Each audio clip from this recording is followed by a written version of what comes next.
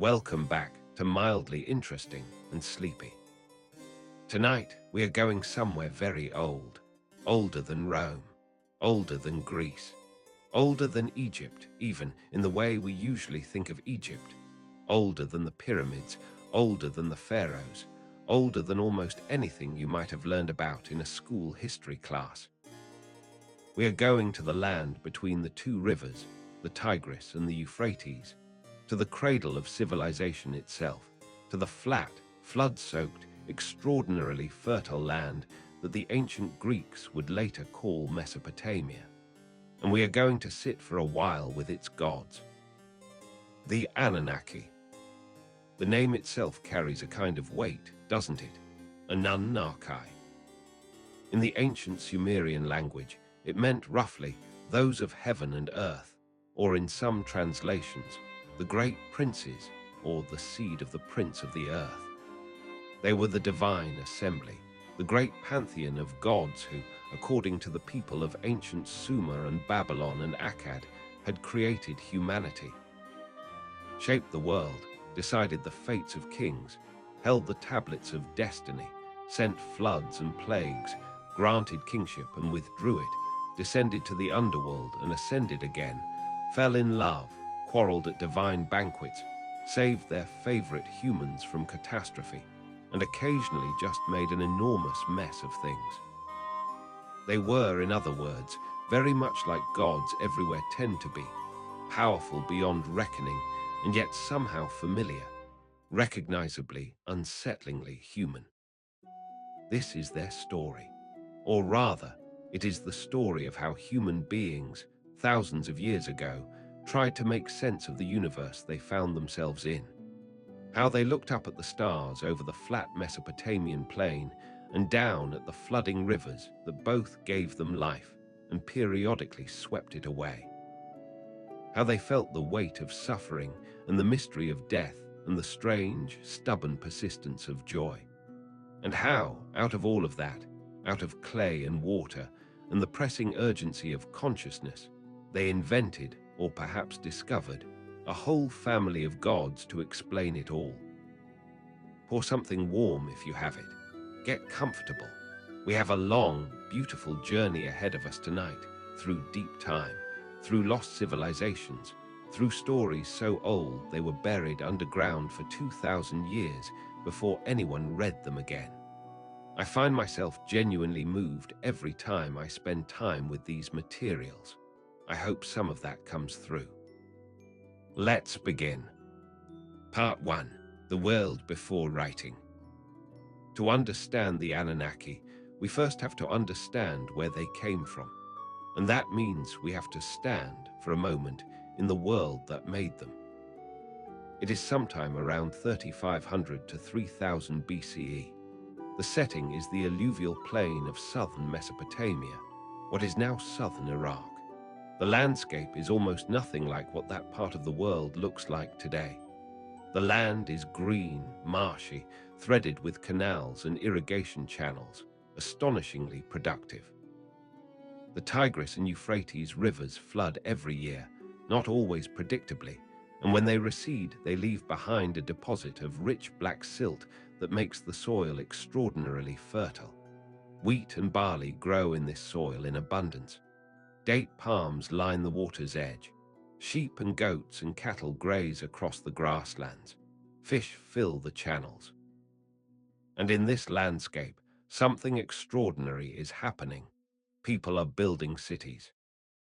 Not just villages, not just settlements, actual cities, with populations in the tens of thousands, with specialized labor, with administrators and priests and craftsmen and traders and brewers and weavers. Cities with massive mud brick structures at their centers, towering above the flat plain like man-made mountains.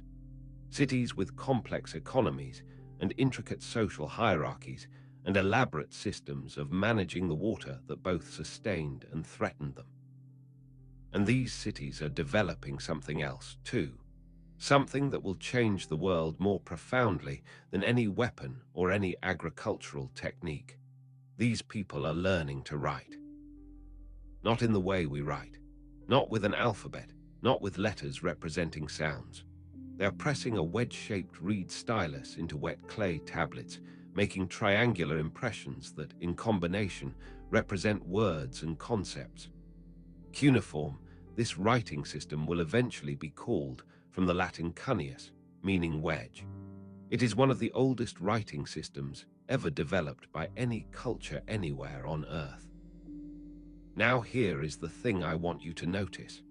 Among the very first things these people thought to write down, among the accounting records and the grain inventories and the administrative lists, were the stories of their gods.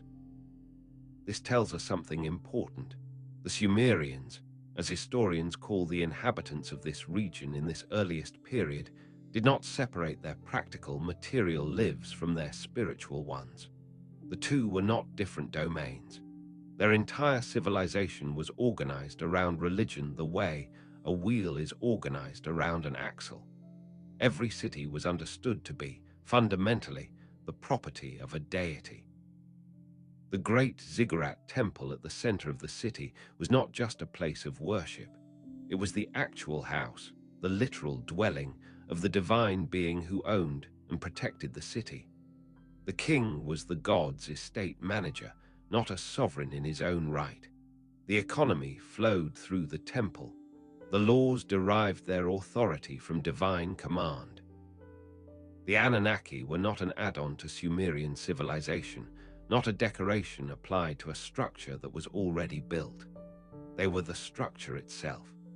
They were the reason cities existed, the reason laws existed, the reason writing was invented to keep records of what was owed to the gods and what the gods owed back.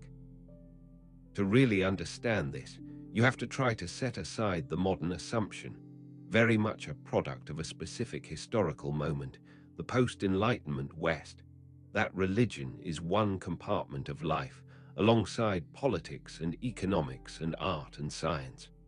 For the Sumerians, there was no such compartmentalization. Theology was physics, mythology was history. The temple's grain stores were divine property, and to manage them properly was a sacred act. The flooding of the rivers was the action of divine will. The movement of the stars was the writing of the gods' intentions across the sky. We are talking about a civilization that looked at every aspect of existence and saw meaning in it. Divine, communicative, responsive meaning.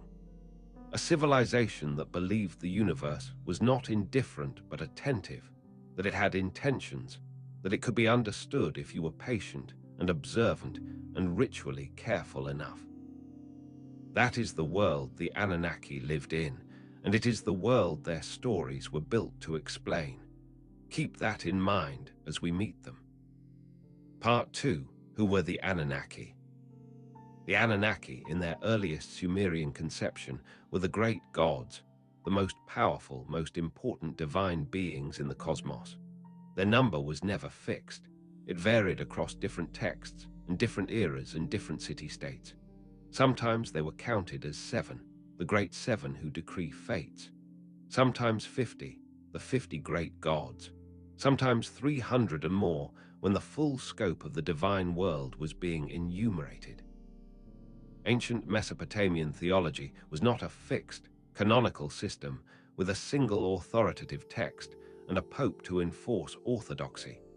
It was a living, shifting, centuries-long conversation, carried on by priests and scribes and kings and ordinary people, that evolved constantly, that absorbed new influences, that negotiated tensions between the traditions of different cities and different eras.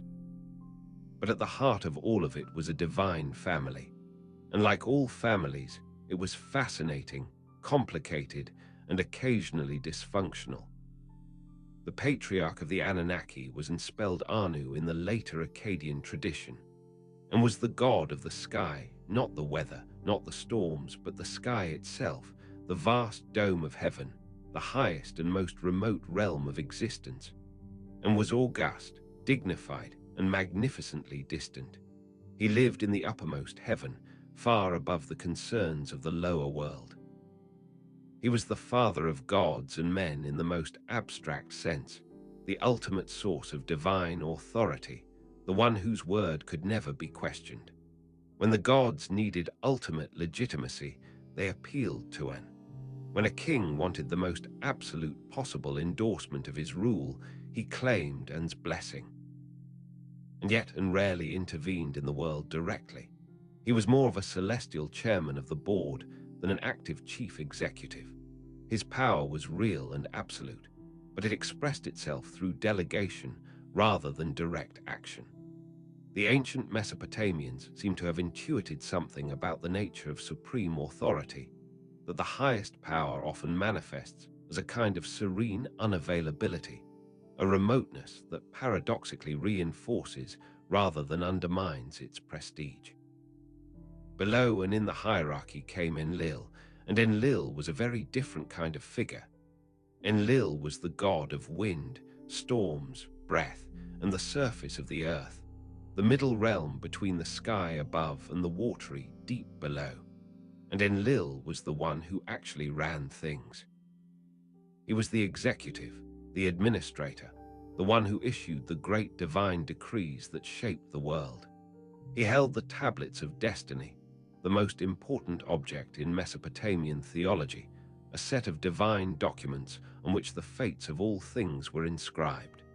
To hold the tablets of destiny was to control reality itself, and Enlil held them, and that was why he was king among the active gods. Enlil was also the most complex and perhaps the most human of the great gods.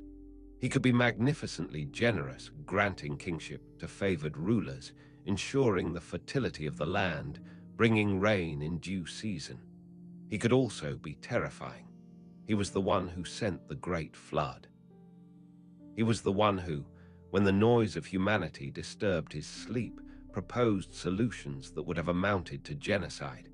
He was capable of sudden fury, of punishments disproportionate to offenses.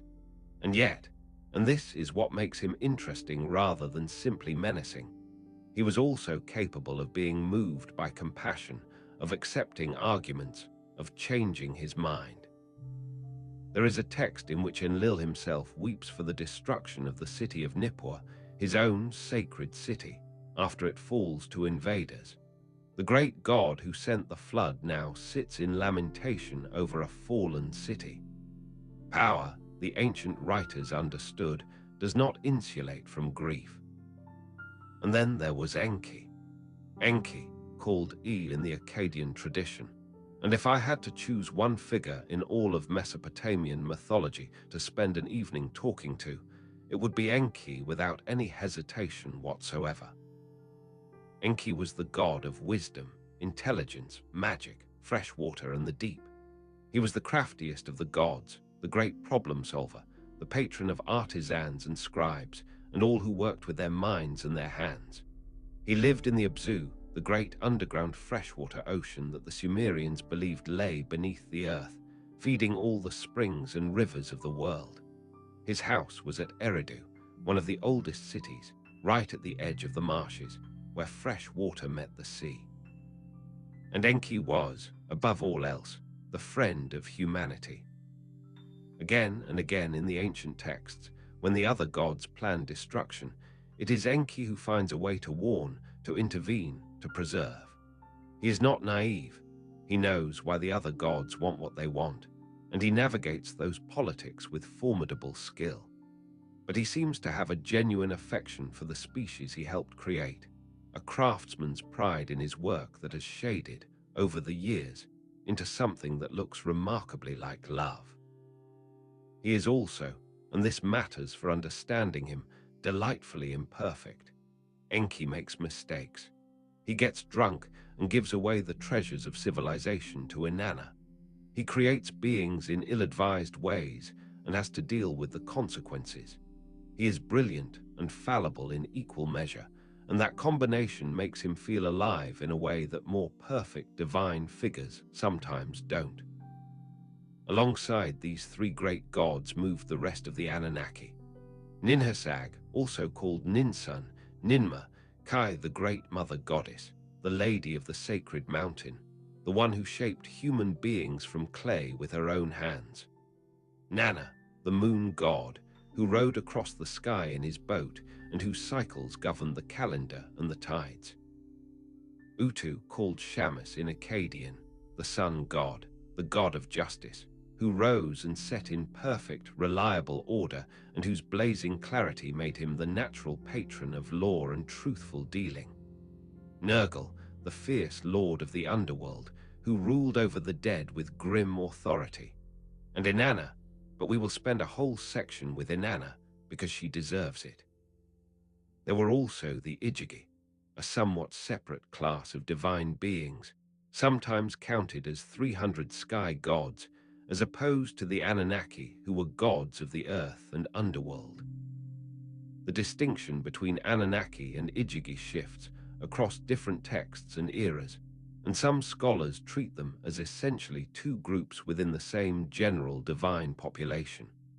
What matters for our purposes is that the divine world of ancient Mesopotamia was richly populated, a vast cosmic community, hierarchical but alive with personality.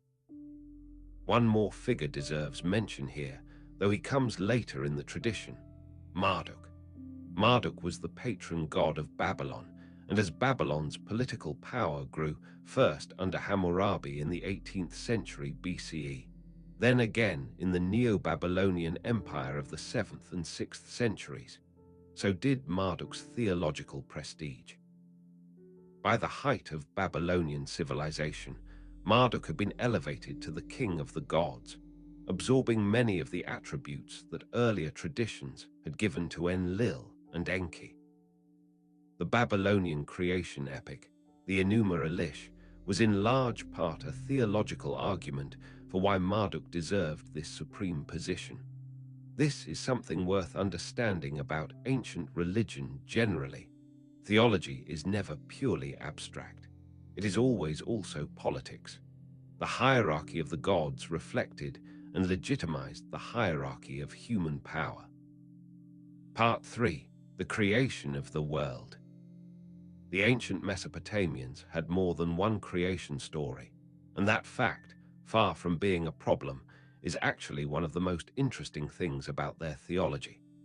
When you have a civilization that spans 3,000 years and hundreds of city-states, each with its own traditions, its own patron deities, its own priestly schools, you end up with a rich and somewhat tangled body of competing and complementary mythologies. The Mesopotamians seem to have been quite comfortable holding multiple accounts side by side, without demanding that they be reconciled into a single authoritative narrative.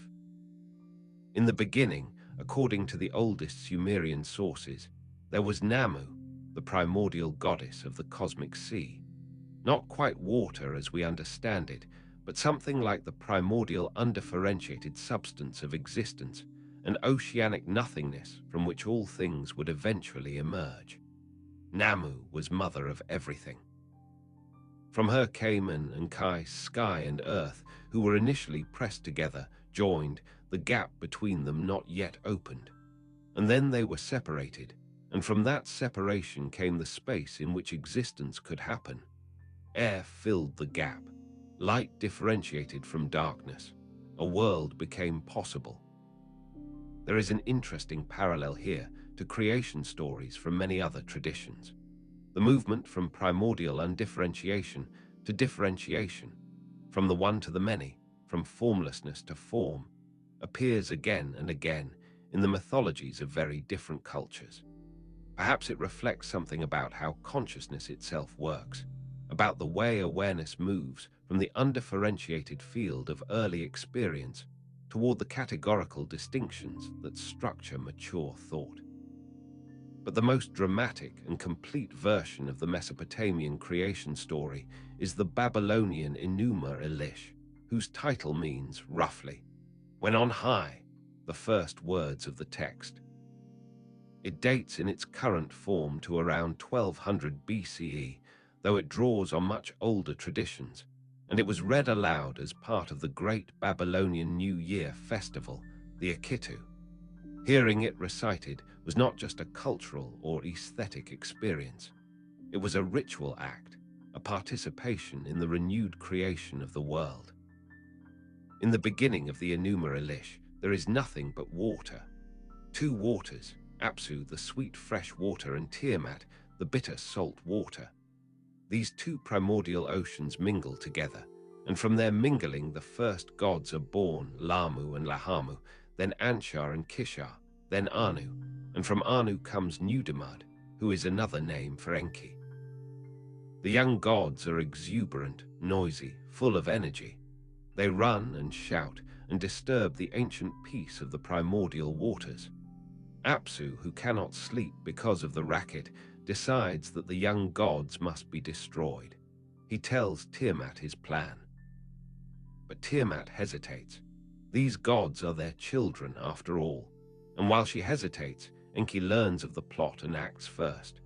Using his superior magical intelligence, he casts Apsu into a deep sleep, binds him, and kills him. Then he builds his own dwelling over Apsu's body, the Abzu, the subterranean freshwater realm that will be his home. Tiamat is now enraged. Her consort is dead, killed by her own offspring. She gathers her forces, an army of monsters, vipers, dragons, the great horned serpent Mashasu, lion demons, fishmen, scorpion men, and promotes a new champion to lead them, a fearsome god named Kingu, to whom she gives the tablets of destiny, placing them on his chest. The younger gods are terrified. They send messenger after messenger to the great Anshar to beg for help.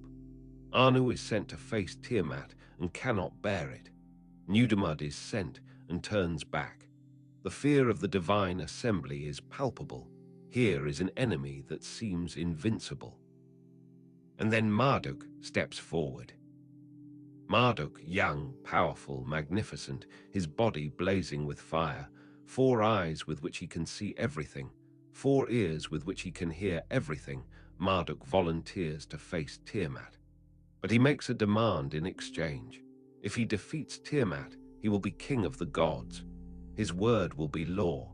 The assembly accepts. The battle between Marduk and Tiamat is one of the great scenes in ancient literature.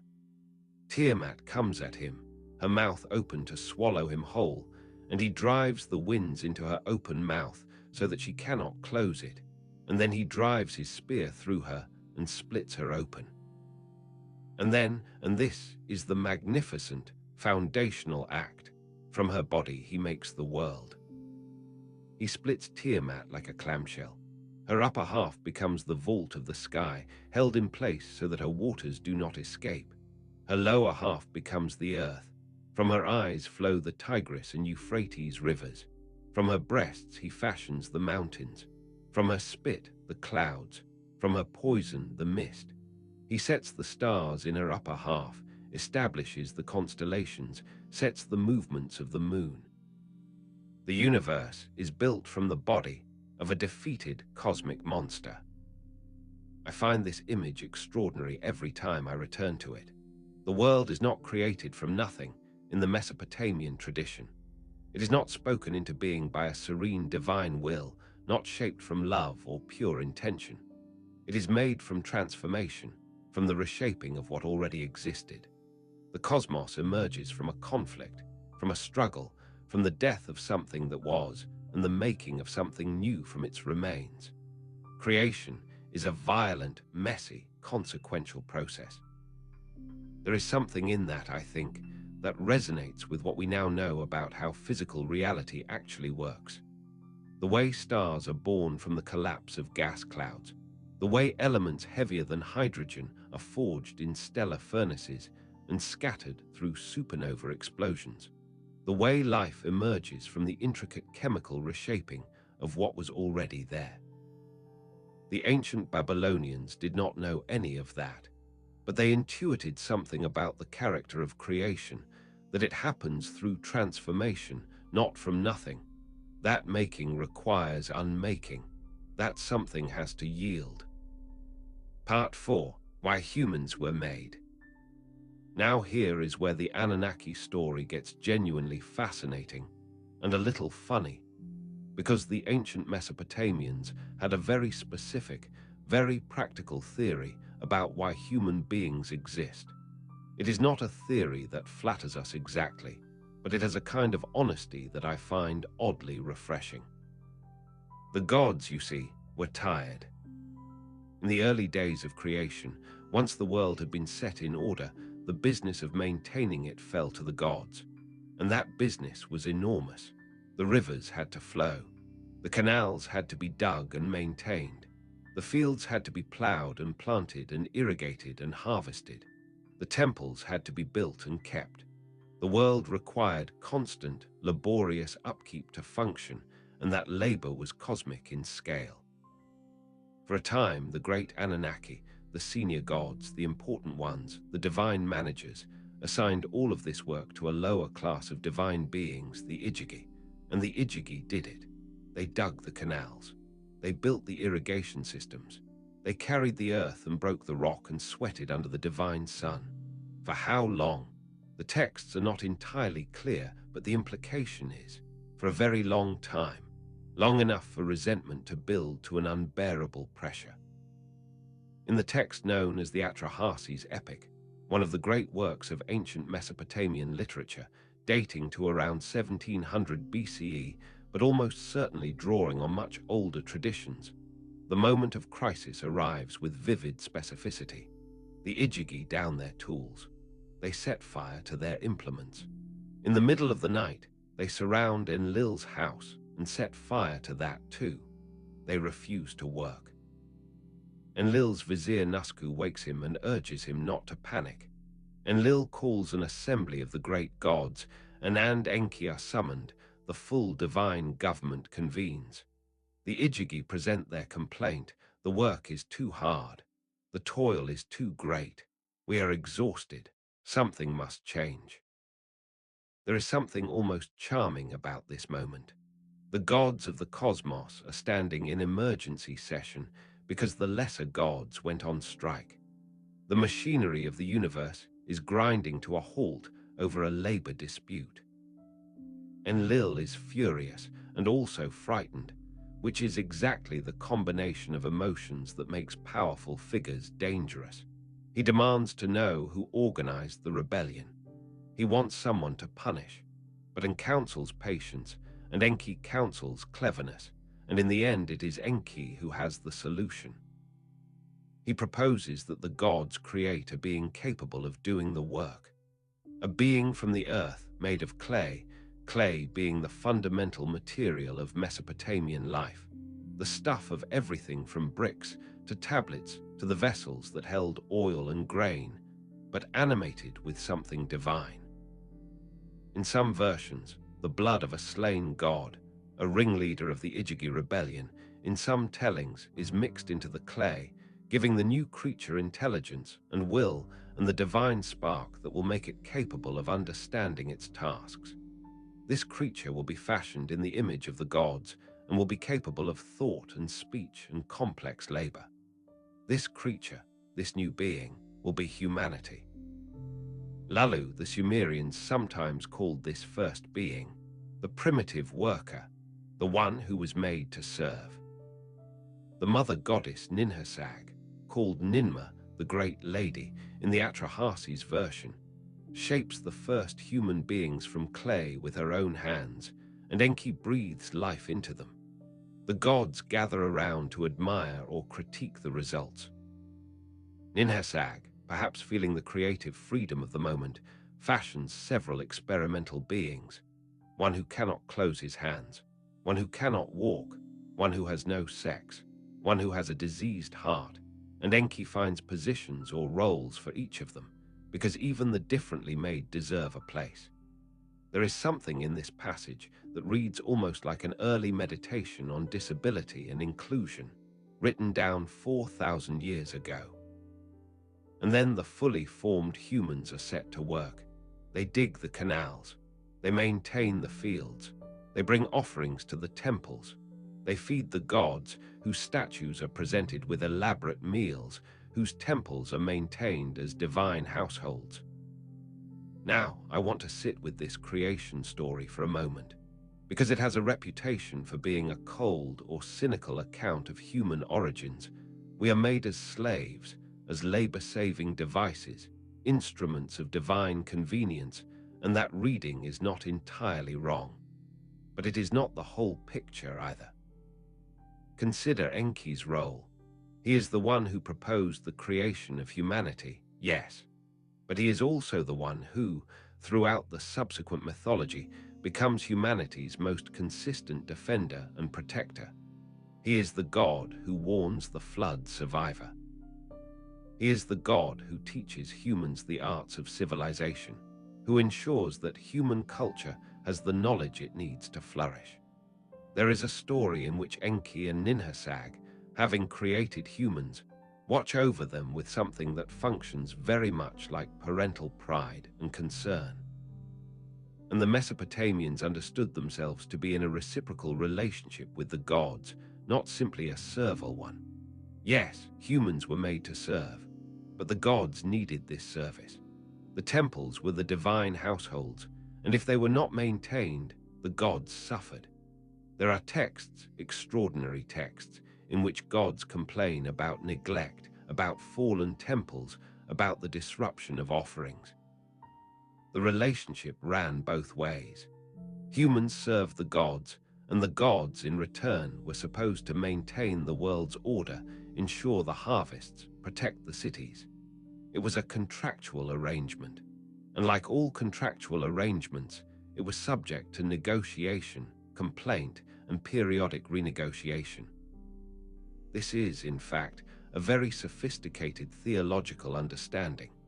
Not omnipotent gods who need nothing from humanity and give freely out of pure benevolence, but gods embedded in a system, a cosmic economy, in which everyone has a role and everyone is, at some level, dependent on everyone else. The very grandeur of the divine is not incompatible with need. Part 5. The Great Flood. The world filled with people, and the people multiplied, and as they multiplied, they made noise. This has always struck me as one of the most endearingly human grievances ever attributed to a divine being. The gods couldn't sleep because there were too many people and they were too loud. And yet it appears in the ancient Mesopotamian texts with a consistency that suggests it was not meant as a joke. Enlil, king of the earth's surface, was genuinely disturbed by the noise of humanity. It was a real problem from his perspective. The Atrahasis epic traces what happens next in extraordinary detail. Enlil, unable to bear the clamor, first tries a targeted solution. He sends disease. A divine plague descends on humanity. People die in great numbers. The noise diminishes. But Enki, who cannot, constitutionally, simply watch a problem he helped create get destroyed, advises humanity. He tells them to pray specifically to Namta, the god of fate and death who is carrying out the plague, to bring offerings, to sing hymns to Namta alone while neglecting all the other gods. Namta, flattered and appeased by the concentrated attention, withdraws the plague. Humanity recovers. The noise resumes. Enlil is furious at the failure and at Enki's interference. He tries again. This time, drought, then famine. Each time, Enki finds a way to advise humanity, to give them the knowledge they need to survive, staying just within the letter of his obligations to the divine council while violating its spirit with magnificent consistency. Finally, Enlil has had enough. He goes to the divine assembly and proposes the definitive solution, a great flood. Total, comprehensive, decisive. He extracts an oath from all the gods, including Enki, not to warn humanity. The flood will come, and that will be the end of the noise problem. But Enki, as we have established, is extremely clever.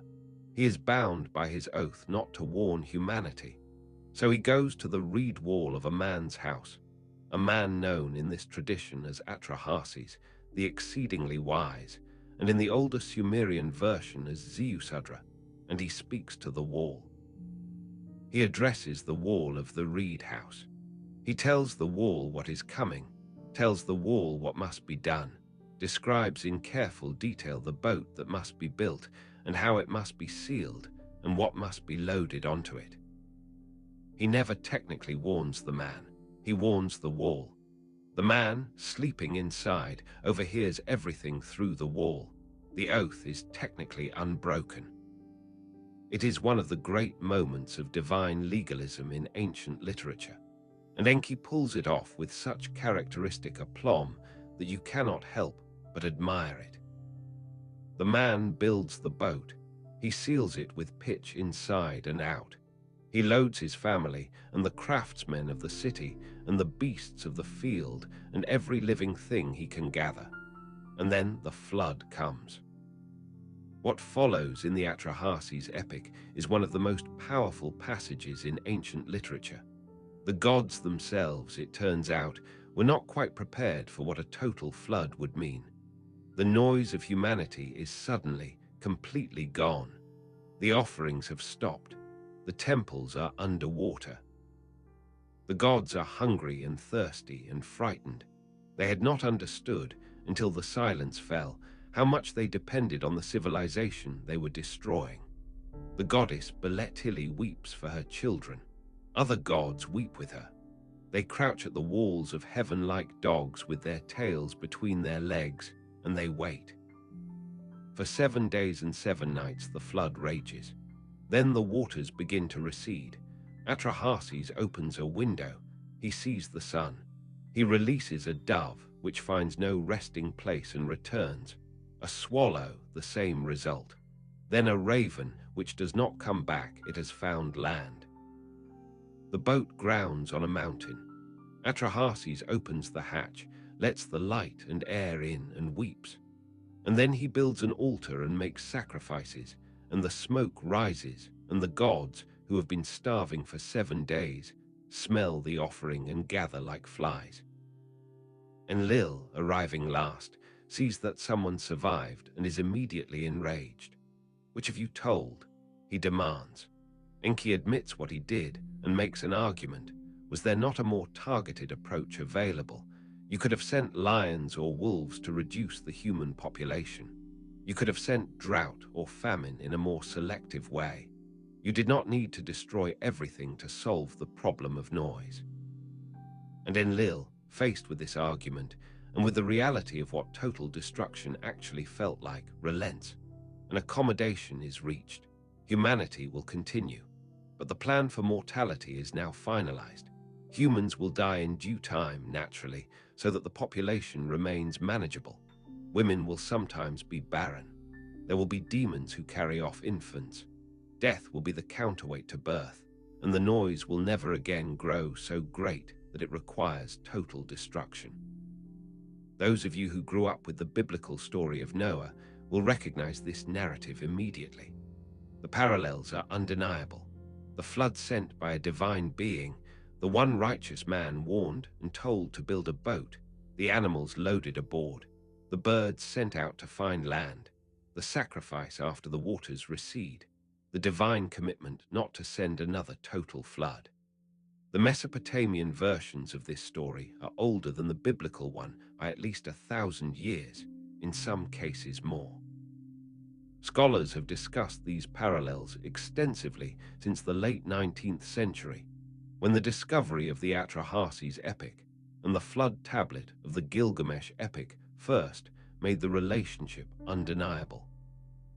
The most reasonable interpretation is that the biblical flood narrative belongs to a much older tradition of Near Eastern flood stories, a deep cultural inheritance shared and shaped by multiple peoples over millennia, each retelling it in the light of their own theology, their own understanding of the divine-human relationship, their own questions about justice and survival, and the meaning of catastrophe.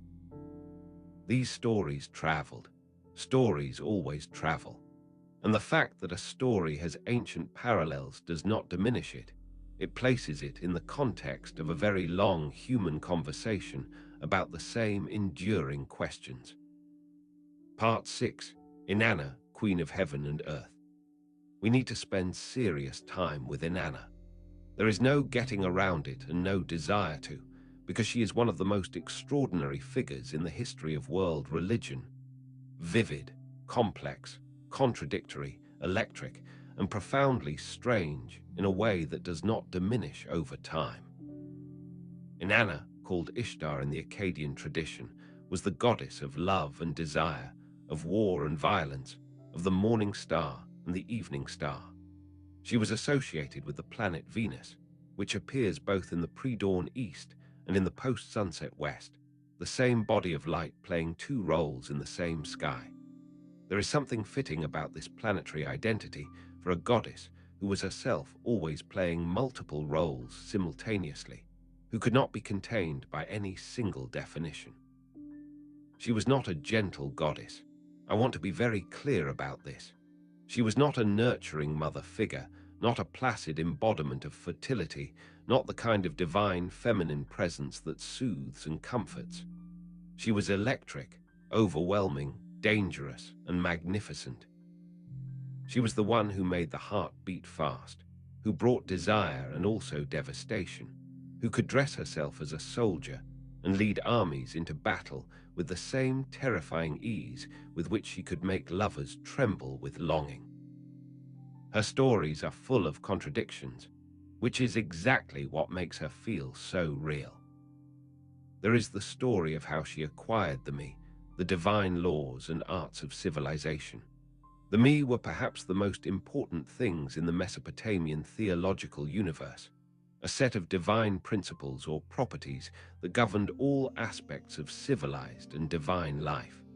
The art of descending to the underworld, the art of ascending from it, the art of being a king, the art of being a high priest, music, the scribal art, the art of lovemaking, weaponry, the descent of the gods, the ascent of the gods, lamentation, rejoicing, deception, the craft of the smith, the craft of the leather worker, the flood. The me were everything really, all the structures and capacities that made both divine and human existence possible. And they were held by Enki. Inanna decided she wanted them. She dressed in her finest and sailed her boat to Eridu, to Enki's house in the Abzu. Enki, who was not immune to the effect of Inanna's presence, hosted her with great hospitality. He called for beer. They drank together. Enki grew warm and generous in the way that people sometimes do, and began to offer gifts. The high priesthood, godship, the noble, enduring crown, the throne of kingship, the scribal art, descent to the underworld, the standard and the quiver, the art of lovemaking, the kiss of the phallus, the art of song, gift after gift, the entire contents of civilization, presented to Inanna across the feast table. When Enki sobered up and realized what he had done, he sent his vizier Isamud to get the me back. Inanna had already loaded them onto her boat, the boat of heaven, and was sailing home to her city of Uruk. Enki sent wave after wave of sea monsters and divine agents to retrieve them, and each time Inanna repelled the attack and kept sailing. She arrived in Uruk with the full cargo of civilization and distributed the me to her city with triumphant generosity. Enki, acknowledging that he had been fairly outmaneuvered, sent his vizier to make peace and congratulate her. The great god of wisdom, outwitted by the goddess of love. Then there is the great courtship of Inanna and Dumuzi, a cycle of love poems that constitute one of the oldest erotic literature in human history. And I say that without any irony or prurience, because these poems are genuinely beautiful and genuinely moving. They celebrate desire with a directness and a joy that feels surprisingly modern. The poems use the imagery of the natural world, the grain and the date palm, and the honey and the fresh water, to talk about erotic love, and the result is something that breathes with sensory life across 4,000 years. My brother brought me into his house, one poem begins, laid his hands on my sacred vulva. He caressed me on the bed. There is nothing coy or apologetic about this literature. It celebrated the body, celebrated desire, celebrated the particular, specific, irreplaceable joy of two people who want each other and have found each other. Dumuzi was a shepherd king, and the poems between him and Inanna have a pastoral warmth to them. The two lovers meeting in the fields, lying together in the grass, speaking to each other with the extravagant hyperbole of people very much in love. It is a reminder that the ancient Mesopotamians were human beings with full emotional lives, capable of tenderness and humor and erotic joy, not merely solemn performers of cosmic ritual. But Inanna's greatest story, the one that has haunted me since I first read it, the one that feels most like it was written for everyone who has ever been fundamentally undone and had to find a way back, is the descent of Inanna to the underworld. In this story, Inanna decides to descend to the great below, the realm of the dead, ruled by her older sister Ereshkigal, the queen of the great earth. Why does she go? The texts offer various reasons. To attend the funeral rites of Ereshkigal's consort, some versions say, or to extend her power into the realm of death, or simply because she is Inanna, and Inanna cannot resist any domain she has not yet conquered. The motivation is left somewhat open, which is part of what makes it resonate so widely. People descend into their own underworlds for many reasons, and the reason is often not fully clear even to themselves. Before she goes, she prepares carefully. She dresses in her 7 divine garments, the crown of the step on her head, lapis lazuli beads around her neck, a double strand of beads on her breast, the golden ring on her wrist, the breastplate called Come, Man, Come, the parlor robe of ladyship, mascara and kohl on her eyes.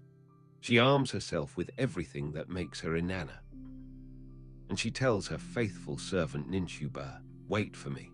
If I do not return in 3 days and 3 nights, go to the gods, mourn for me, beat the drum for me, scratch your cheek and lower lip for me. Go first to Enlil, and if he will not help, go to Nanna, and if he will not help, go to Enki. Enki will know what to do. Then she descends. The structure of what follows is deeply, deliberately ritualistic. At each of the 7 gates of the underworld, a gatekeeper named Neti asks who she is and why she has come. Inanna claims to be coming on business. At each gate, the gatekeeper demands that she remove one piece of her divine clothing, one element of her power. At the first gate, the crown of the step. At the second, the lapis lazuli necklace. At the third, the double strand of beads. At the fourth, the breastplate. At the fifth, the golden ring. At the sixth, the parlor robe of ladyship. At the 7th and final gate, the mascara and kohl from her eyes, the last of it. With each removal, the text uses the same phrase. Inanna asked, "What is this?" And the gatekeeper answers, "Quiet, Inanna. The ways of the underworld are perfect. They may not be questioned." By the time she passes the 7th gate and enters the throne room of Ereshkigal, she is naked and bowed low. She has nothing left. All the things that made her powerful and recognizable as herself have been stripped away. Ereshkigal rises from her throne. The Anunnaki, here appearing as the 7 judges of the underworld, fix Inanna with the eye of death. She is struck. She is killed. Her corpse is hung on a hook like a piece of meat. The world above begins to die. Without Inanna, goddess of fertility, of desire, of all the things that make living things want to perpetuate themselves, nothing grows, nothing breeds.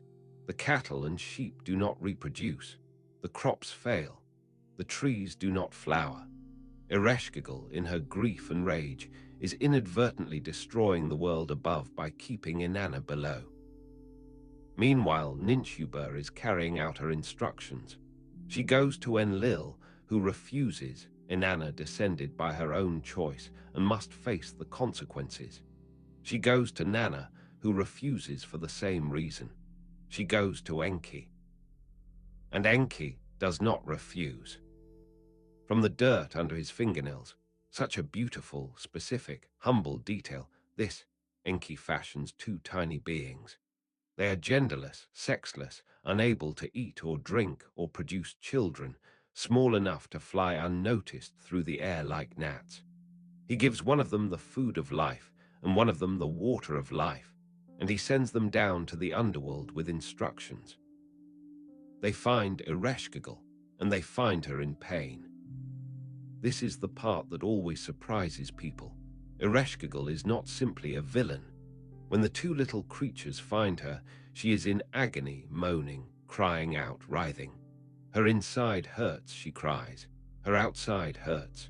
She groans with the pain of a woman in labor. She groans with the pain of a woman giving birth. The two beings do what Enki instructed. They echo her moans. They groan when she groans. They cry when she cries. They offer her no solutions and no remedies. They simply witness her suffering and reflect it back to her. And Ereshkigal, moved by this, moved by being genuinely seen in her pain, rather than argued with or bargained with, offers them a gift. They ask for Inanna's corpse. She gives it. They sprinkle it with the food of life and the water of life, and Inanna rises. But here is where the laws of the underworld reassert themselves with merciless clarity. No one leaves the realm of the dead without sending a replacement. The Anunnaki judges are adamant. The Gala demons escort Inanna back to the world above, waiting to claim someone in her place. Inanna returns to the upper world, and the Gala walk at her heels.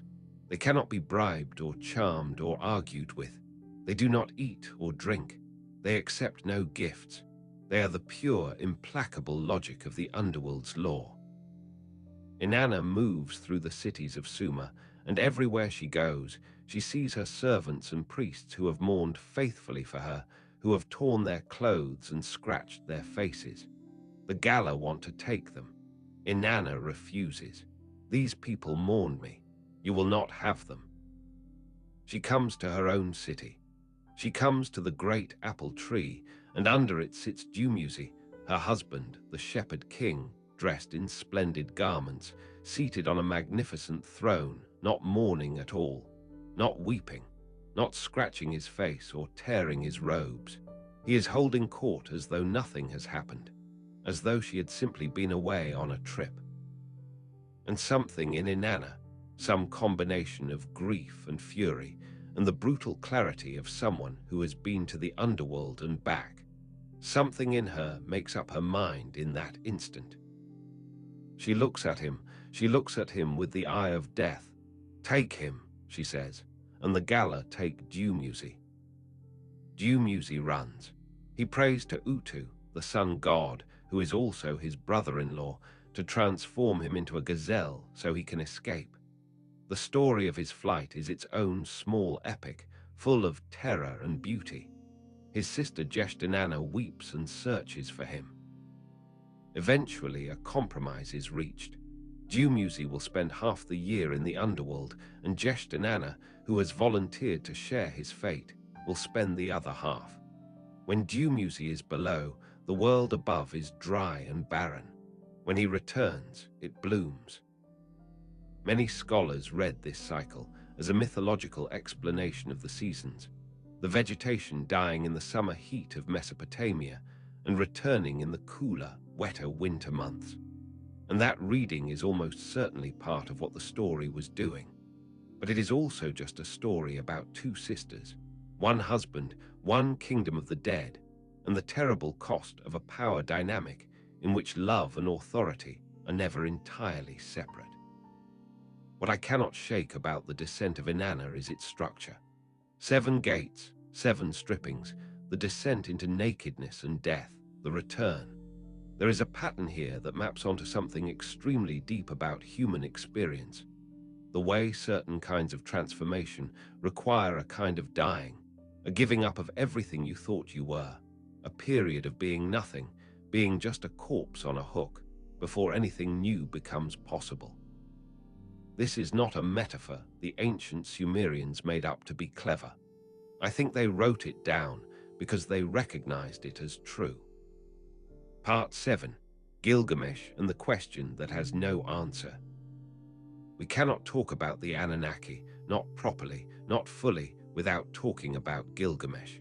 He is not one of the Anunnaki. He is human, or mostly human. The texts describe him as 2/3 divine and 1/3 mortal, born of the goddess Ninsun and a human king named Lugalbanda. But his story is the fullest, most searching, most magnificently human exploration of what it meant to live in a world made by the Anunnaki, what it meant to be mortal in a cosmos governed by immortal beings, what it meant to love and lose and refuse to accept loss, what it meant to stand at the boundary between the human and the divine and discover, in the end, that the boundary could not be crossed. The Epic of Gilgamesh is one of the oldest works of literature in the world. Its oldest elements date back at least to the 3rd dynasty of Ur, around 2100 BCE. The most complete version was discovered in the ruins of the great library of the Assyrian king Ashurbanipal at Nineveh, assembled and compiled by a scholar scribe named Sinlekyun-Nini, and written on 12 clay tablets. When Nineveh fell to the Babylonians and Medes in 612 BCE, the library was burned. The tablets were buried in the rubble, and there they lay, slowly covered by the accumulating dust and debris of centuries for over 2,000 years.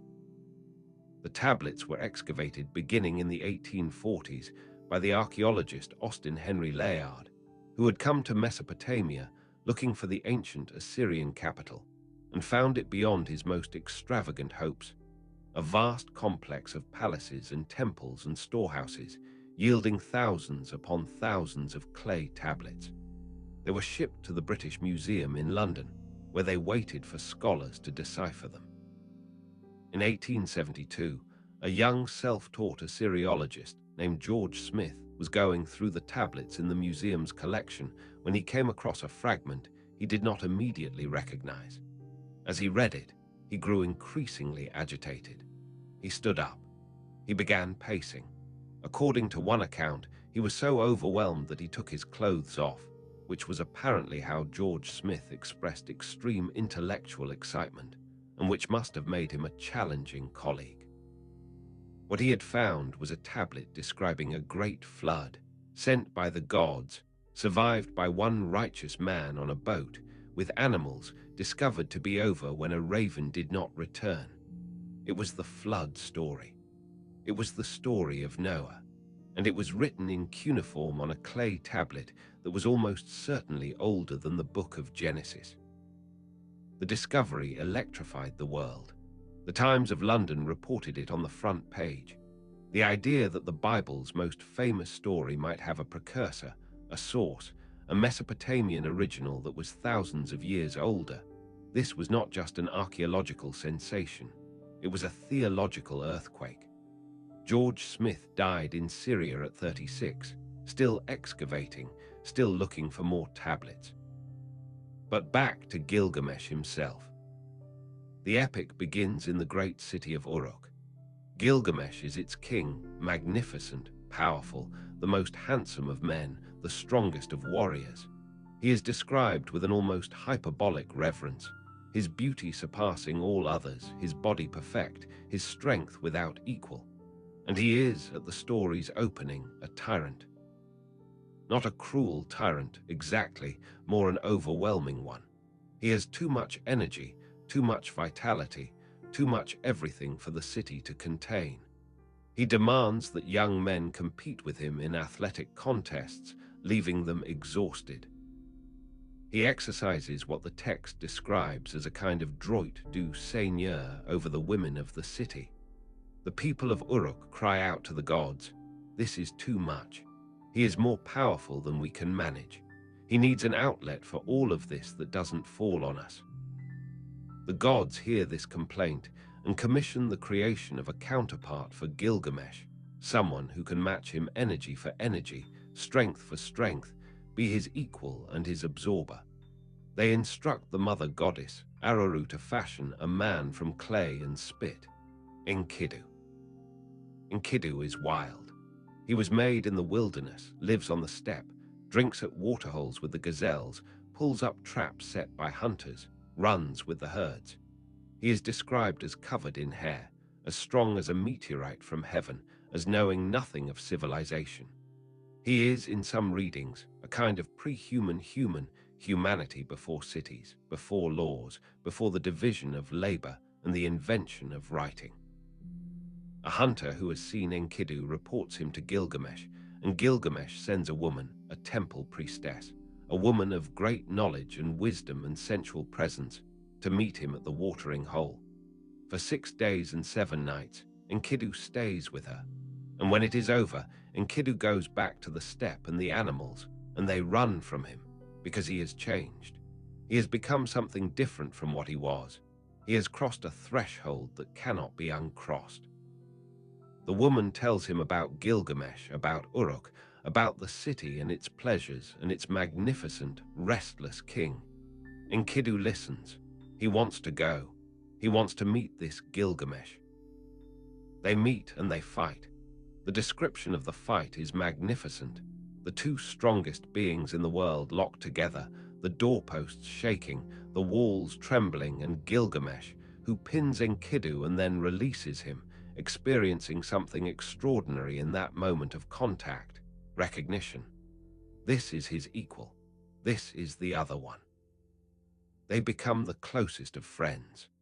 The bond between Gilgamesh and Enkidu is one of the great relationships in world literature, and scholars have written at length about the nature of that bond, whether it was erotic as well as companionate, whether the ancient Mesopotamians understood it as a romantic relationship or something else. The text itself is affectionate and physical in its descriptions of the bond, but the ancient world had different categories for different kinds of love than we do, and it is not entirely clear how modern terms apply.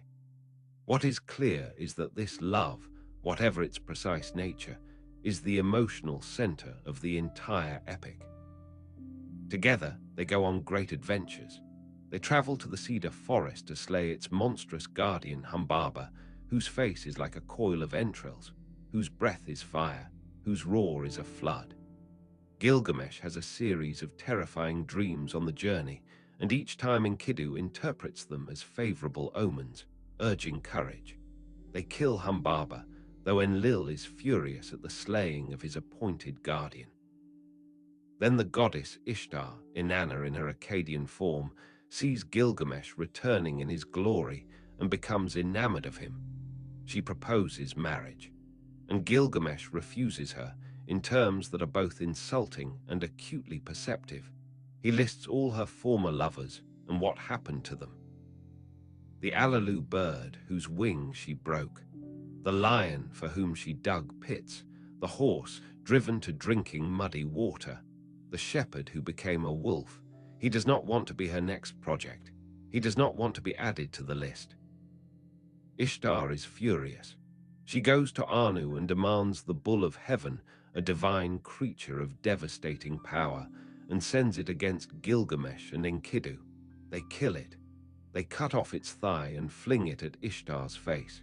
This is not a tactful moment. The gods meet in assembly. The killings of Humbaba and the bull of heaven both were acts of transgression, violations of divine order.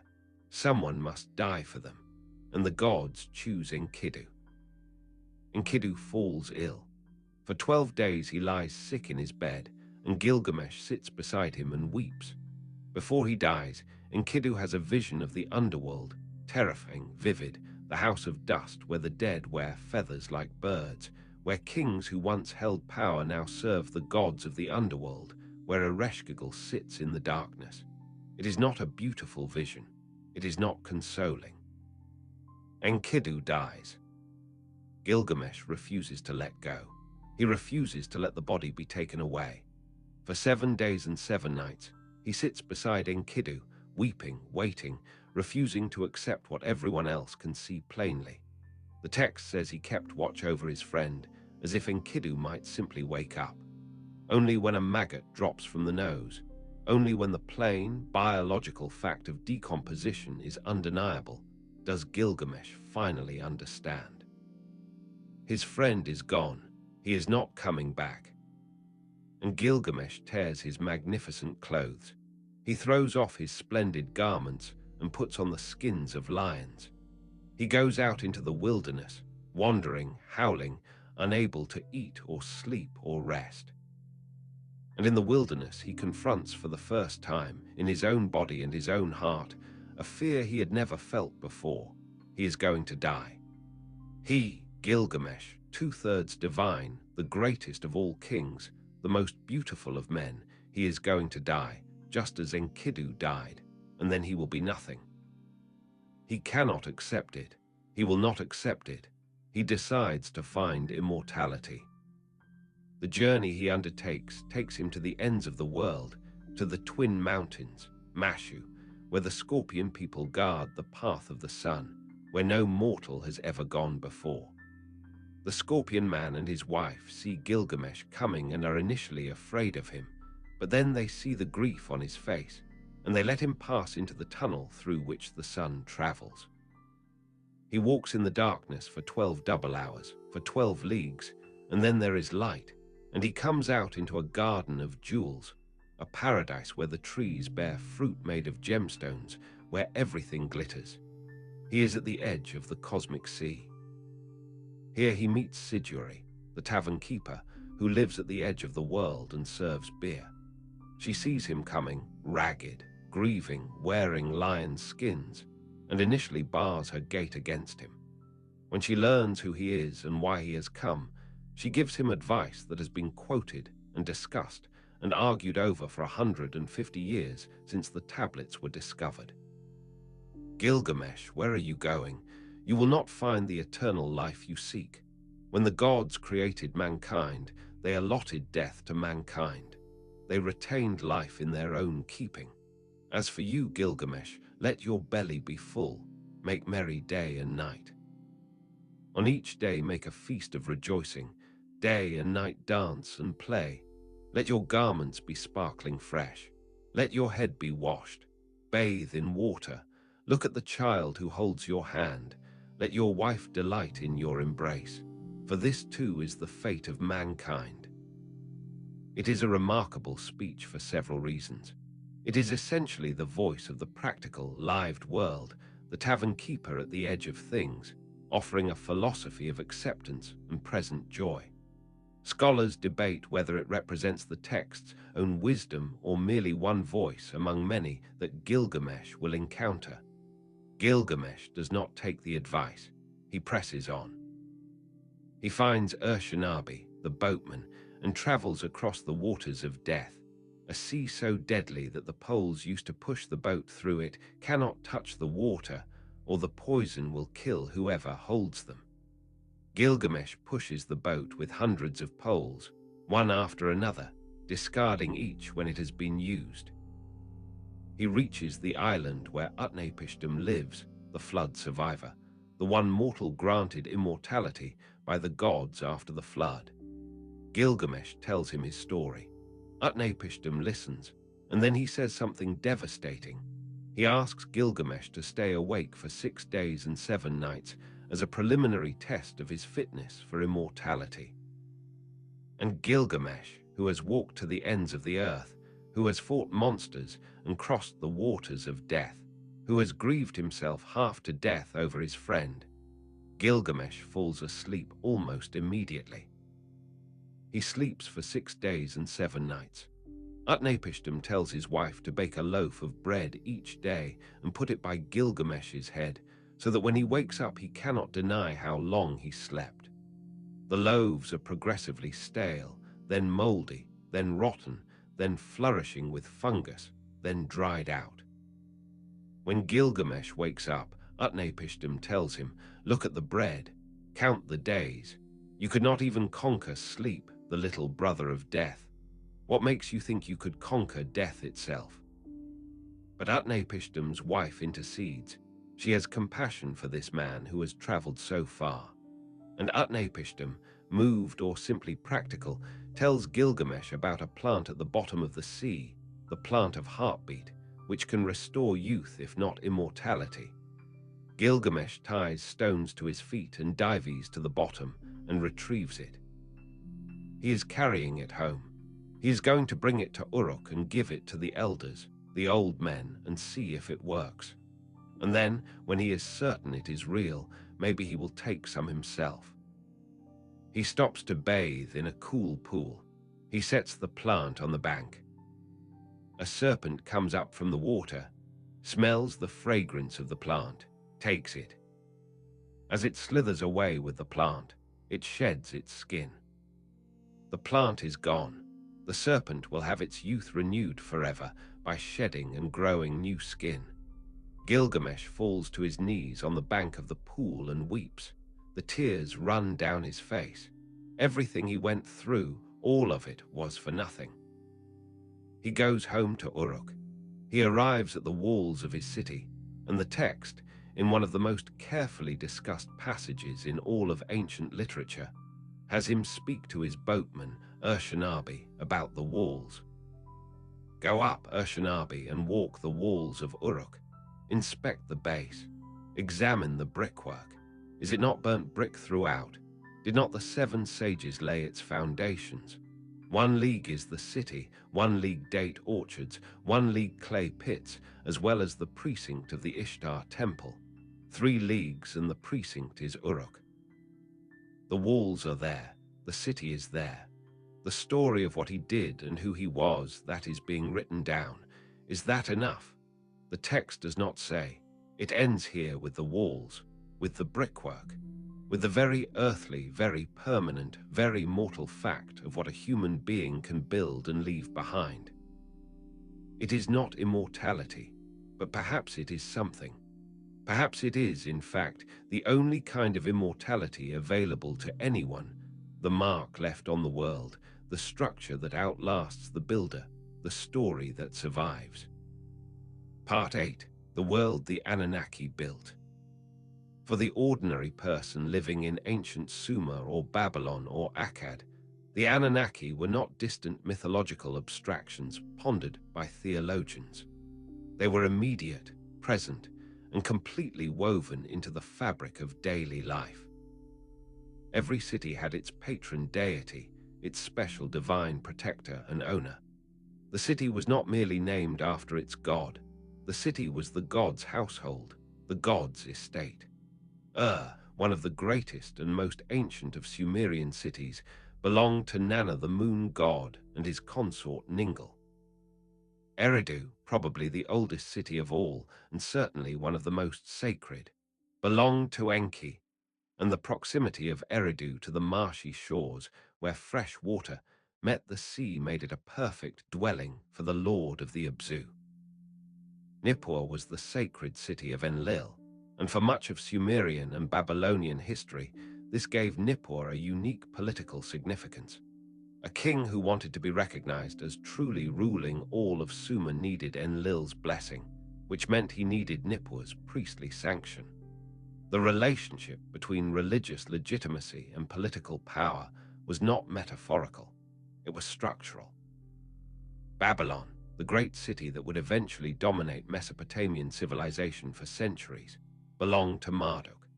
And as Babylon's political power grew, first under Hammurabi in the 18th century BCE, then more completely under the Neo-Babylonian kings of the 7th and 6th centuries, so did Marduk's theological status, until he was recognized not just as the city's patron, but as the king of all the gods, the supreme divine being whose authority encompassed all others. At the center of each city rose the ziggurat, the great stepped temple tower that is perhaps the most visually distinctive product of Mesopotamian civilization. The word ziggurat comes from the Akkadian zikwaratu, related to a verb meaning to build on a raised area. They were built in massive stages, each level set back from the one below, so that the whole structure looked like an ascending series of terraced mountains, reaching toward the sky. The ziggurat was not the temple itself. It was a kind of cosmic mountain, a place where earth and heaven met, a structure designed to make possible the descent of the divine into the human world. At its summit was the god's actual house, small and intimate, where the divine statue lived and received daily care. The god was present in the statue in a very real theological sense, not as a metaphor, but as a genuine divine presence, localized in the beautifully crafted image. Every day, the statue had to be treated as a living divine person. It was woken in the morning with ritual songs. It was washed and anointed and dressed in fine garments. It was presented with multiple meals each day, elaborate spreads of bread and beer and meat and fish and dates and figs, served on fine plates, accompanied by music. It was sung to sleep at night. A large and specialized staff of priests and priestesses managed every aspect of this divine household operation, and they took their duties with complete seriousness. This was not symbolic or performative. The god was there. The god needed to be cared for. After the divine meal was formally presented, and the god had symbolically eaten, the food was redistributed in a specific order. The king received a portion, an act that was simultaneously a political statement and a theological one, affirming his role as the god's first servant and the primary link between the divine and human worlds. Then the high priests and the senior temple officials, then the junior clergy, then the temple workers. The divine meal was also the mechanism of the city's elite food distribution system.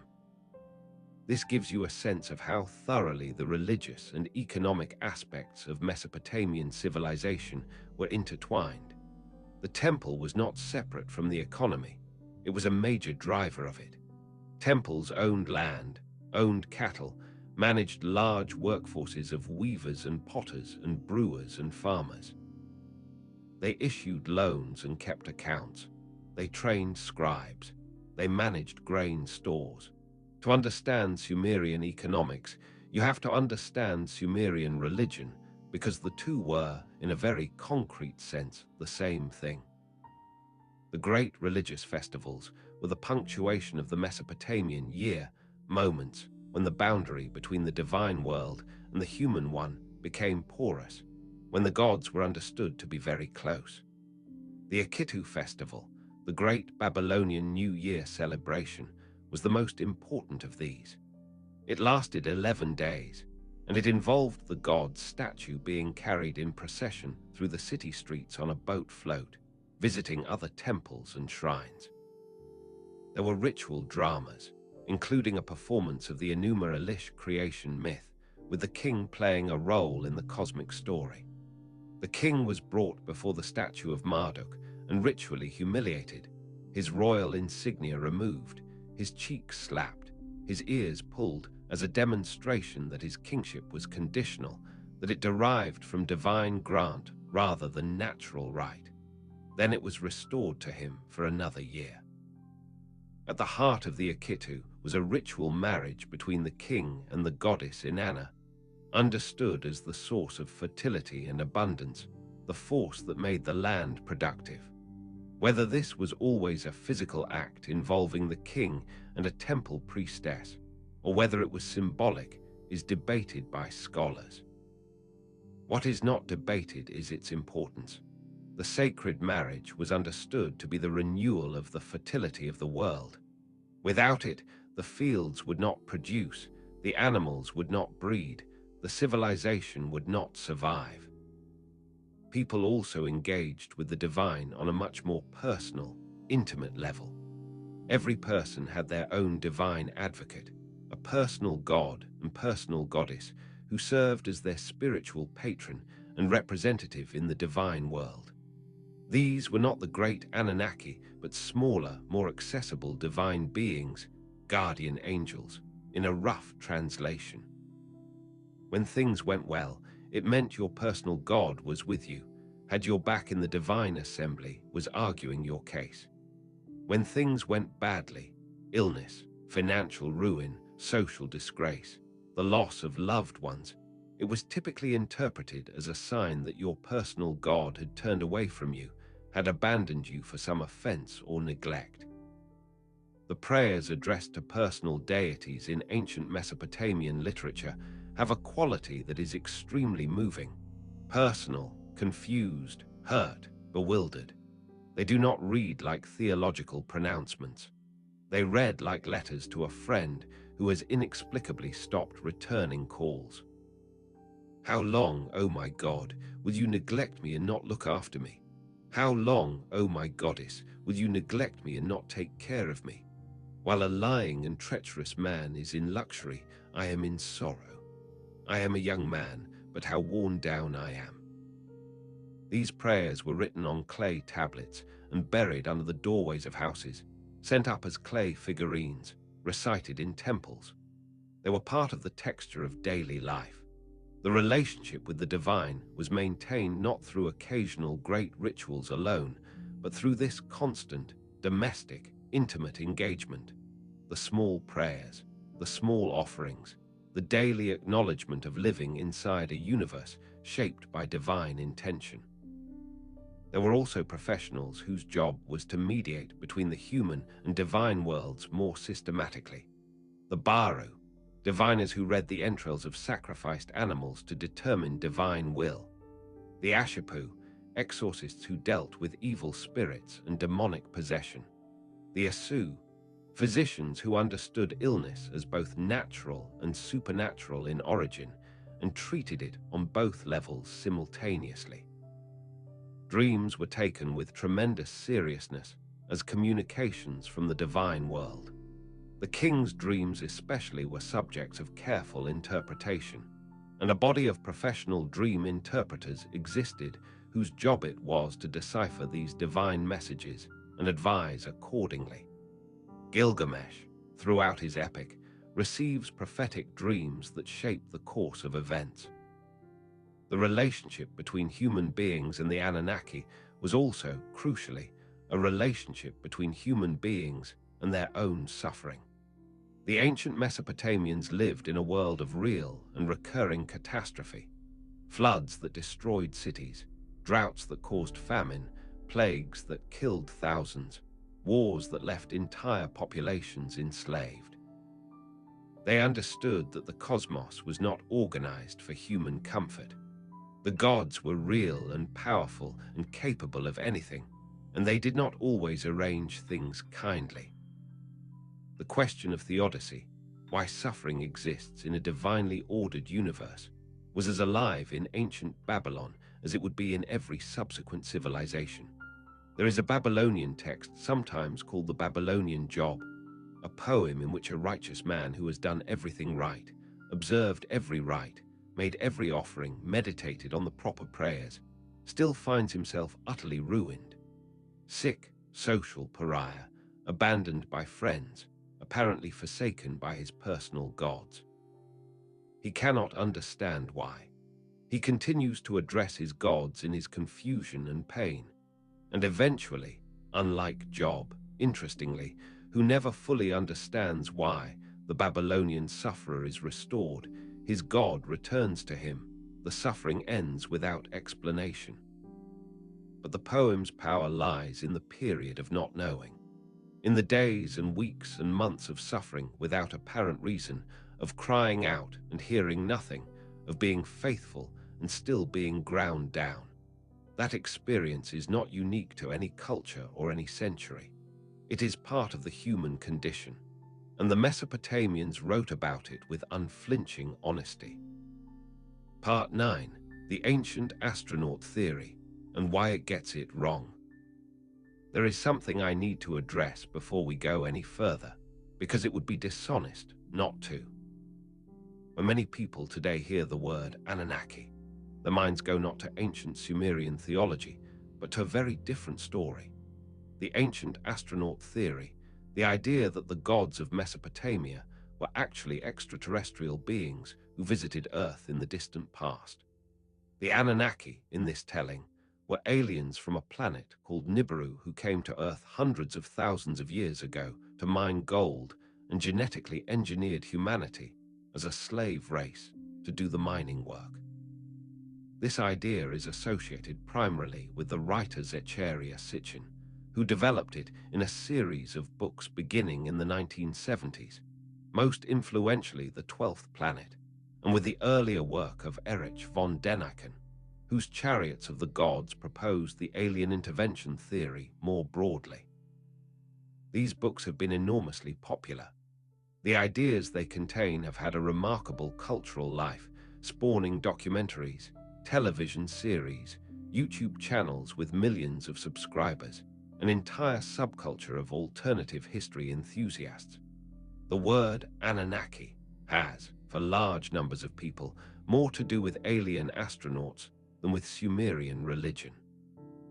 And I want to treat this seriously, because the people drawn to these ideas are often genuinely curious about ancient history, genuinely intrigued by the mysteries of the past, and are not wrong to sense that there is something extraordinary and underexplored in the ancient Near East. The curiosity is real and worth honoring. But the ancient astronaut theory, and Sitchin's specific version of it, rest on foundations that do not hold up under examination. Sitchin's claims require, most critically, translations of Sumerian and Akkadian texts that professional scholars of those languages cannot verify or support. The field of Assyriology, the academic discipline devoted to the study of ancient Mesopotamian languages, literature, and culture, has been active for well over a century and a half. Thousands of scholars have spent their careers learning these extraordinarily difficult languages and reading the texts in which they appear. The consensus among these scholars is that Sitchin's translations are not translations in any meaningful sense. They do not correspond to what the texts actually say when read by people who actually know the languages. Sitchin's claim that the Sumerian word for planet or certain celestial terms referred specifically to a hypothetical planet X called Nibiru is particularly contested.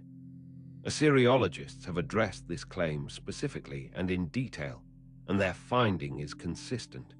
The linguistic evidence for Sitchin's interpretation does not exist in the texts themselves. There is also a broader logical problem with the ancient astronaut theory. It proceeds from the assumption that if ancient people described their gods in powerfully supernatural terms, as beings who came from the sky, who possessed knowledge far beyond human understanding, who intervened in human history with dramatic effect, then they must have been describing something technological, something that their primitive minds could only interpret as divine, because they lacked the conceptual framework to understand advanced technology. This is condescension presented as wonder. It says, in effect, these ancient people could not have developed sophisticated theology on their own. Their myths and religious narratives must be garbled accounts of actual physical events involving actual extraterrestrial visitors, because the alternative, that human beings developed complex, profound, philosophically rich systems of meaning in response to their genuine experience of the world, is somehow insufficient. But why would it be insufficient? The actual evidence tells a completely different story. The Sumerians were not primitive people who needed alien assistance to explain their world. They were extraordinarily sophisticated thinkers who developed, among other things, the first writing system, the first literary tradition, the first legal codes, the first systematic astronomy, the first complex urban civilization, and a theological tradition of remarkable depth and nuance. They had robust, specific, debated, evolving answers to the hardest questions about existence. The ancient astronaut theory, by replacing all of that with a story about alien gold miners, does not actually elevate the ancient Mesopotamians. It erases them. It substitutes a story about beings from outside for the far more interesting and far more extraordinary story of what human beings, working within their own experience and their own intelligence, managed to create. I find the Anunnaki astonishing because they are the product of human imagination and human need. That is not a lesser origin than an alien one. If anything, it is a more miraculous one. Part 10. The End of the Old Gods. Civilizations do not last forever.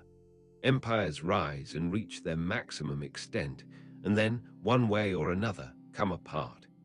And when civilizations fall, their gods do not simply disappear, they transform, sometimes almost beyond recognition, carried forward in fragments by the cultures that come after.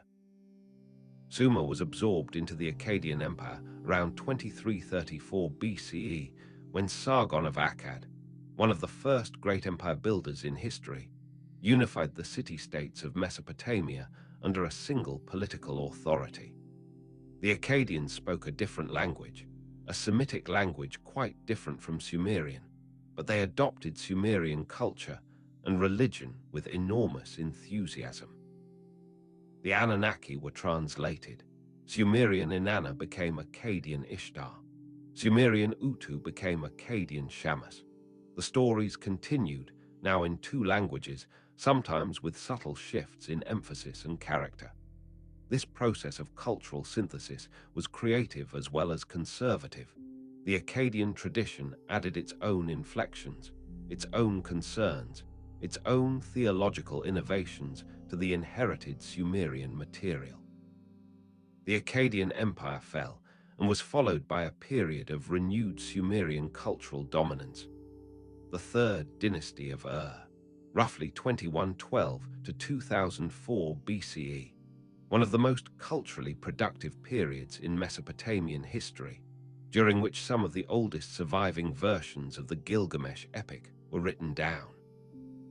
Then fell to the Amorites and the Elamites, and a new political landscape emerged, the era of the independent city-states, which eventually saw the rise of 2 major power centers, Isin and Larsa in the south, and eventually Babylon. It was under Hammurabi of Babylon, who ruled from around 1792 to 1750 BCE, that Mesopotamian civilization reached one of its classic heights. Hammurabi is remembered today primarily for his legal code, a set of laws carved on a great stele of black diorite, now in the Louvre, but he was also a military genius and a religious reformer.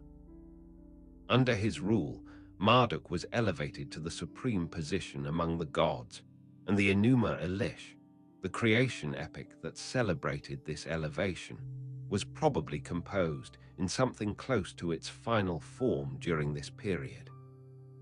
The religious politics here are worth understanding. Marduk was not an ancient god with deep roots in the oldest Sumerian traditions. He was a relative newcomer, the city god of a city that had not always been politically dominant. His elevation to king of the gods was a theological argument for Babylon's political supremacy, a claim that the order of the divine world reflected and legitimized the order of the human world.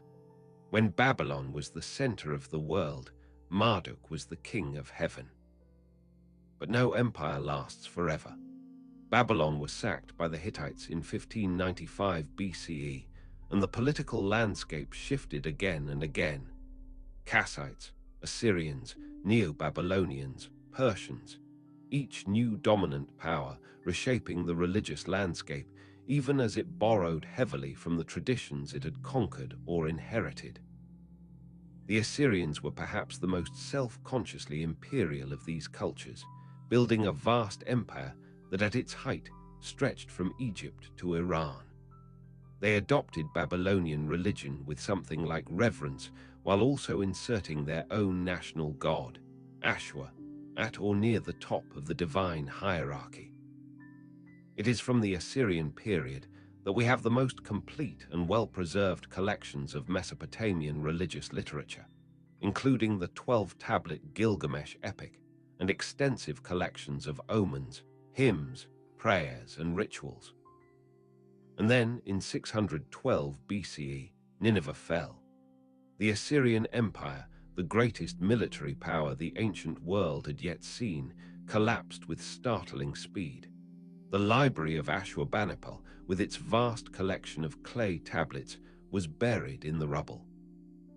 Babylon had a final period of glory under the Neo-Babylonian kings, Nebuchadnezzar II, who destroyed Jerusalem and built the Hanging Gardens. Before Persia under Cyrus, The Great took the city peacefully in 539 BCE. The Persians brought their own religion, Zoroastrianism, with its distinctive theology, a cosmic struggle between truth and the lie, between the great creator god Ahura Mazda and the destructive spirit Angra Mainyu. This was not the same kind of polytheism that the Mesopotamians had practiced, and it had profound long-term effects on the development of Near Eastern religion, including, eventually, on Judaism, Christianity, and Islam. Then came Alexander the Great, who swept through the Persian Empire in 334 to 323 BCE and Hellenized much of the Near East with stunning speed. Greek became the language of administration and culture. Greek gods were identified with local ones. Marduk became equated with Zeus. Nabu, the god of scribes, became Hermes. Nergal became Ares. The ancient Babylonian astronomical and astrological traditions merged with Greek mathematical astronomy to produce something new. Babylon became a city where Babylonian priests maintained the old temples alongside Greek cultural institutions. It was a world of overlapping traditions, partial translations, syncretic negotiations. But the old Mesopotamian traditions were under pressure. They could not ultimately survive. The spread of Christianity through the Near East in the first centuries of the Common Era, followed by the spread of Islam in the 7th century, displaced the polytheisms of antiquity with a thoroughness that has few parallels in history. The temples closed, the rituals stopped. The specialized knowledge of how to read cuneiform script, a skill that had been maintained and passed down for 3,000 years, was lost. The last known cuneiform text dates to around 75 CE. The clay tablets on which the stories of the Anunnaki were written lay in the ground.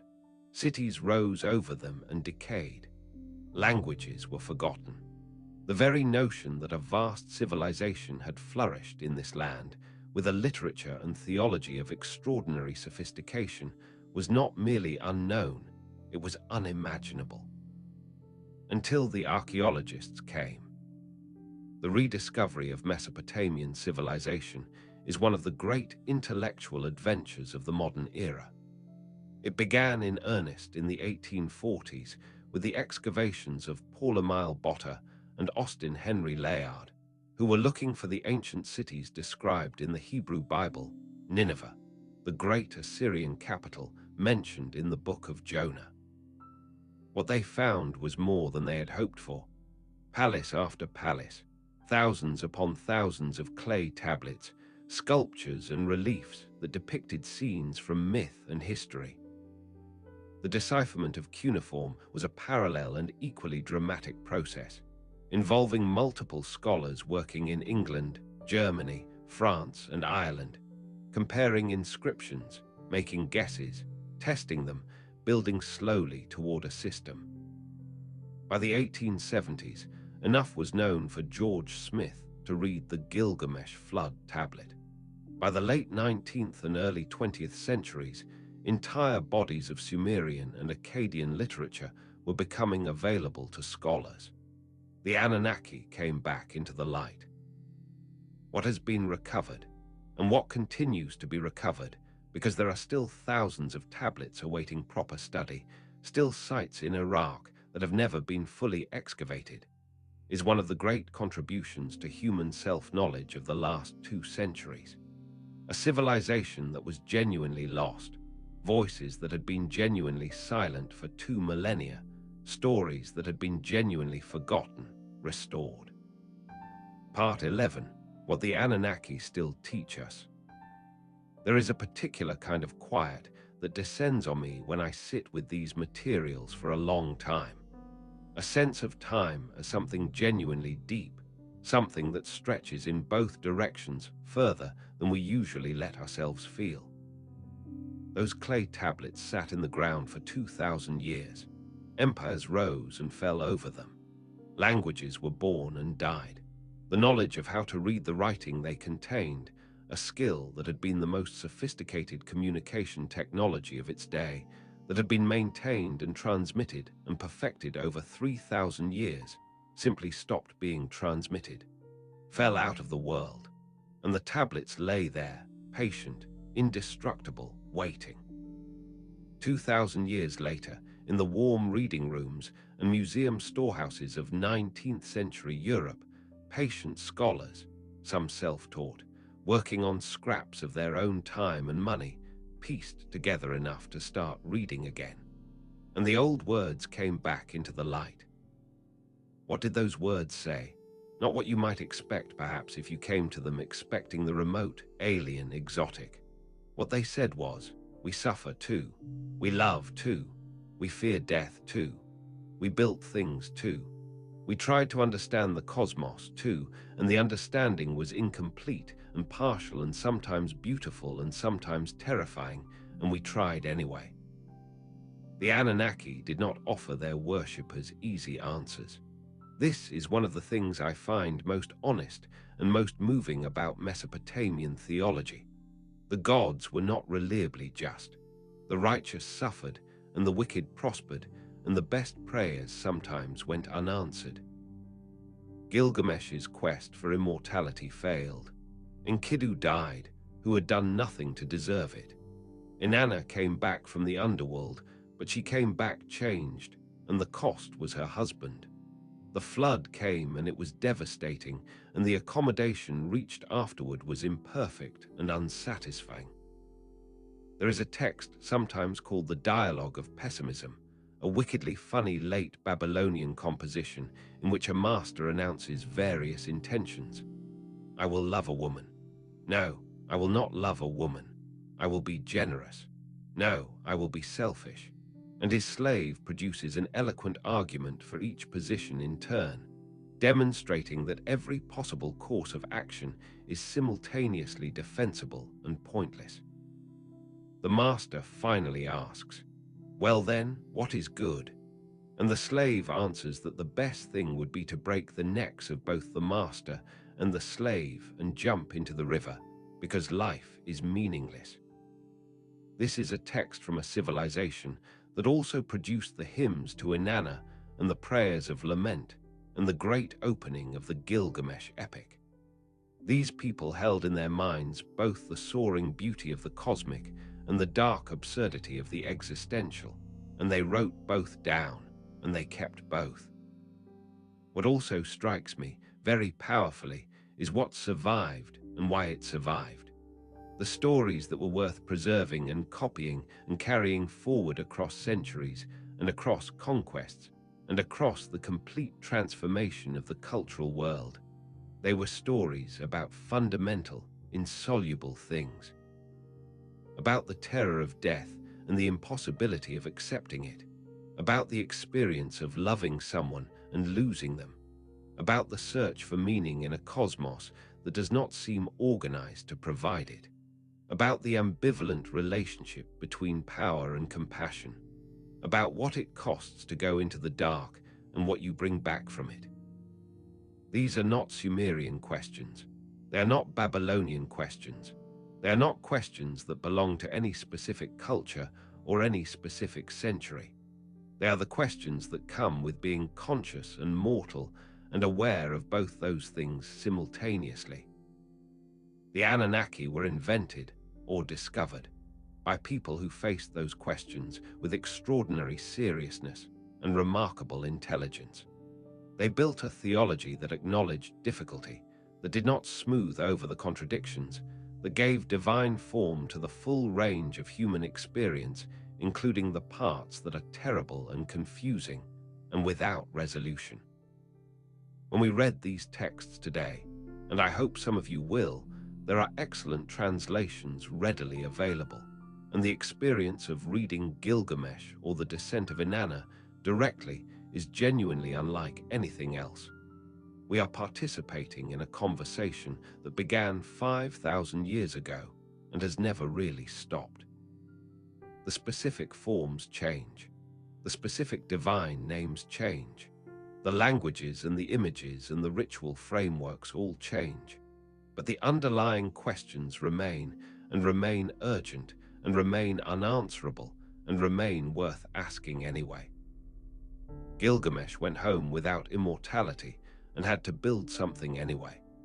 Inanna came back from the underworld stripped and changed, and had to face the world that was still there waiting for her.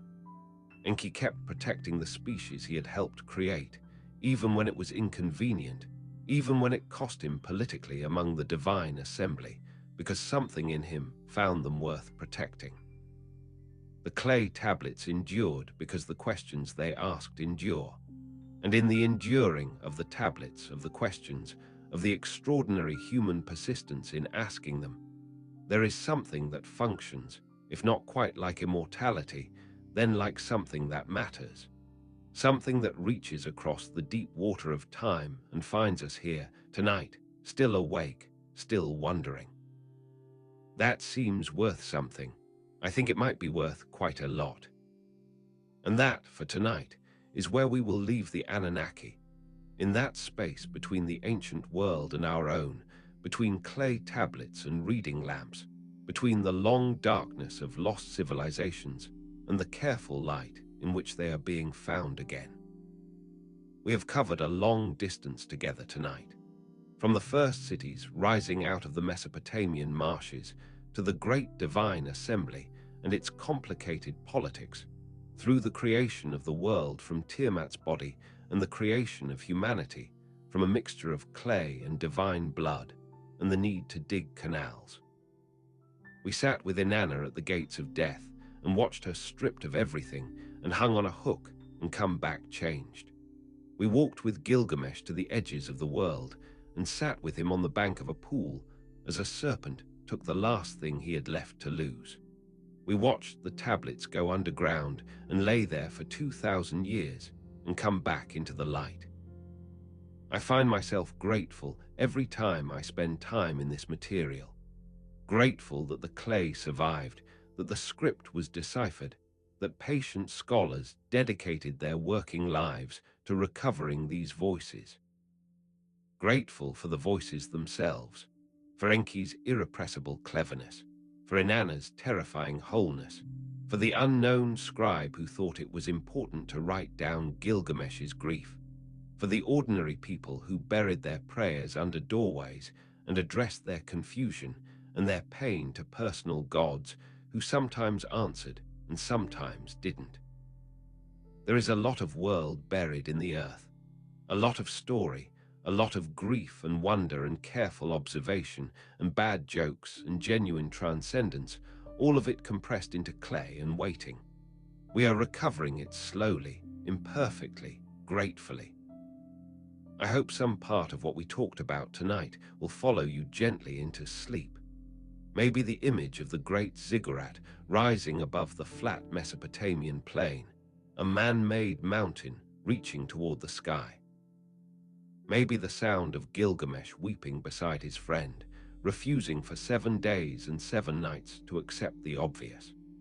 Maybe the strange, specific comfort of Enki fashioning tiny beings from the dirt under his fingernails and sending them down to the underworld to weep alongside the grief they found there. Rest well. The old stories will be here when you wake up. They always have been.